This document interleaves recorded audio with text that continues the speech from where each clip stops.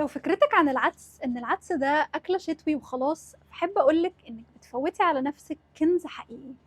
العدس ده حرفيا من أعظم وأرخص وأقوى الأكلات اللي ممكن تدخليها في نظامك الغذائي وتغير لك حاجات كتير جدا في صحتك وفي جسمك وفي شعرك وحتى في نفسيتك. في الفيديو ده هقولك على كل حاجة عن العدس، هل هو بروتين كامل؟ هل ينفع في الدايت ولا لأ؟ وإيه علاقته بالقلب وبالشعر وبالمزاج؟ وإزاي الطبق الصغير بتاع العدس ده ممكن يغير لك حاجات كتير قوي من غير ما تحسي. قوليلي قبل ما نبدأ في الكومنتس، بتحبي العدس أصلا ولا لأ؟ ويلا بينا نبدأ.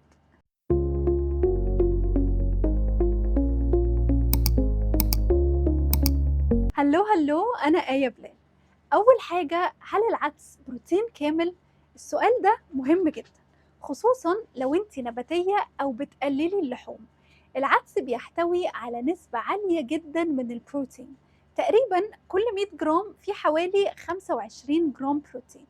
بس علشان نكون دقيقين أكتر، هو مش بروتين كامل لوحده، بمعنى إنه مش بيحتوي على كل الأحماض الأمينية الأساسية.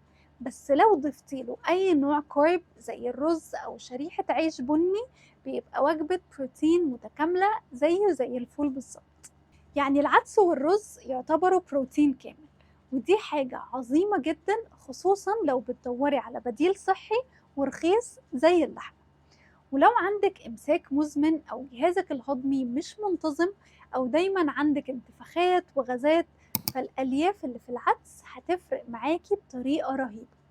العدس غني جدا بالألياف الذائبة وغير الذائبة، وده معناه إنه مش بس بينظم الهضم، لأ، ده كمان بيحافظ على صحة القولون وبيغذي البكتيريا النافعة اللي موجودة اللي هي الميكروبيوم، وبيساعد في الإحساس بالشبع لفترة أطول، وكمان بيقلل امتصاص الدهون والسكر من الأكل. والألياف اللي موجودة في العدس ليها دور كبير قوي في تقليل الكوليسترول، وده بياخدنا للنقطة اللي بعد كده. تعرفي إن في دراسات أثبتت إن الناس اللي بياكلوا عدس أو بقوليات بانتظام بيكونوا أقل عرضة لأمراض القلب بنسبة كبيرة؟ طب إيه السبب من ده؟ السبب في ده إن العدس غني بحمض الفوليك والمغنيسيوم، وده بيحافظ على مرونة الأوعية الدموية وبيقلل الكوليسترول الضار، ومليان ألياف بتقلل الضغط وبتحسن الدورة الدموية. يعني ببساطة طبق عدس ده يعتبر وقاية لقلبك ولشرايينك. يجي بقى السؤال مهم بيجي في بال ناس كتير، هو العدس بيتخن؟ الإجابة لأ، بالعكس تماما. العدس من أكتر الأكلات اللي بتشبع وبتساعد في فقدان الوزن، وده لأن العدس غني جدا زي ما قلنا بالبروتين والألياف، فبيخليكي تشبعي بسرعة ومن غير ما تاكلي كميات كبيرة. وسعراته الحرارية متوسطة، يعني طبق عدس صغير ممكن يكون فيه حوالي من 200 ل 250 كالوريز بس. وفي كمان فايدة رهيبة من أكتر الحاجات اللي مش ناس كتير تعرفها، وهي إن العدس ممكن يحسن مودك جدا، وده لأنه غني بحمض الفوليك اللي ليه علاقة مباشرة بإنتاج السيروتونين أو هرمون السعادة، وفي مغنيسيوم وده بيريح الأعصاب وبيقلل التوتر، وفي كمان فيتامين بي 6 وده مهم جدا لو بتحسي بقلق أو بتوتر أو بيجيلك نوبات عياط من غير سبب. يعني طبق عدس مش بس هيدفيكي، ده كمان ممكن يغير لك حالتك النفسية للأحسن.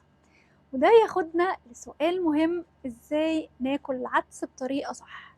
ممكن تعمليه شوربة خفيفة مع جزر وبصل وتضربيهم في الخلاط، وممكن كمان تحطيه على الكشري، بيبقى عدس أصفر مع رز بني، وممكن تضيفيه على السلطة، وممكن كمان تعمليه برجر نباتي مع شوية بهارات. في اختيارات كتير قوي وطعم تحفة وكلها فوائد. يعني لو هتبدأي تغيري في أكلك وبتدوري على حاجة صحية واقتصادية ومفيدة جدا، العدس لازم يكون في أول القائمة دي. لو الفيديو ده فادك ما تنسيش تعملي له لايك وتعملي سبسكرايب للشانل وتشاركي الفيديو ده مع أصحابك، وتكتبي لي في الكومنتس تحبي أعملك الفيديو الجاي عن نوع إيه تاني من البقوليات أو الأكلات البسيطة اللي فيها كنوز غذائية كتير جدا.